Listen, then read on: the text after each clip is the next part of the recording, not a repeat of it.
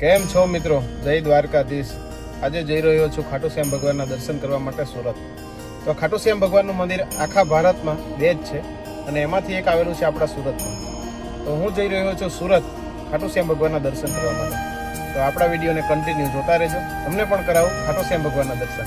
અને હા, આપણા વિડીયો શેર કરવાનું ભૂલતા નહીં।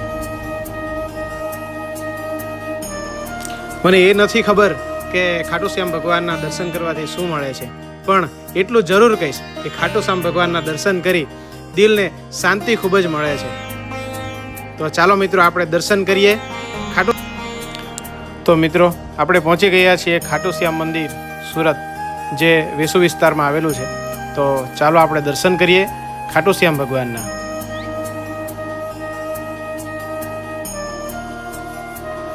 તો મિત્રો, કૃષ્ણ ભગવાને તેમને વરદાન આપ્યું હતું કે તમે કળિયુગની અંદર ખાટુ શ્યામના નામે ઓળખાશો।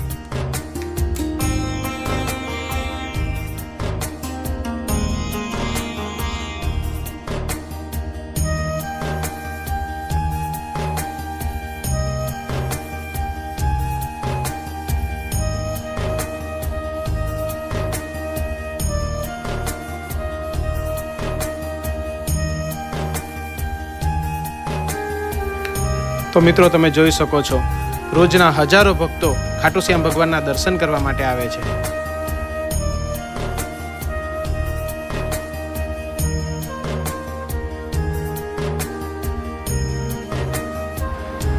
તો મિત્રો, ખાટુ શ્યામ ભગવાનનું અસલ મંદિર રાજસ્થાનમાં ખાટુ ધામમાં આવેલું છે અને ખાટુ શ્યામ ભગવાનની એક એવી વાયકા છે કે તમે આવી ખાટુ શ્યામ ભગવાનના દર્શન કરો છો અને દિલથી મનથી કંઈ પણ વસ્તુ માંગો છો તો ખાટુ શ્યામ ભગવાન અવશ્ય પૂરી કરે છે।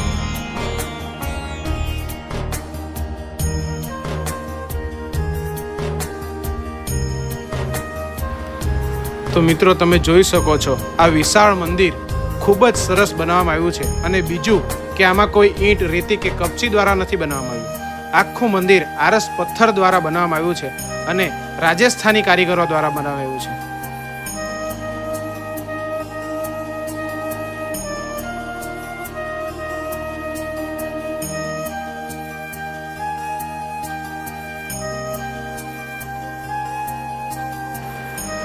તો મિત્રો, ખાટુ શ્યામ ભગવાનના દર્શન કરી અને ખૂબ જ ધન્યતા અનુભવું છું। તમે પણ આવો અને ખાટુ શ્યામ ભગવાનના દર્શન કરો। જય ખાટુ શ્યામ।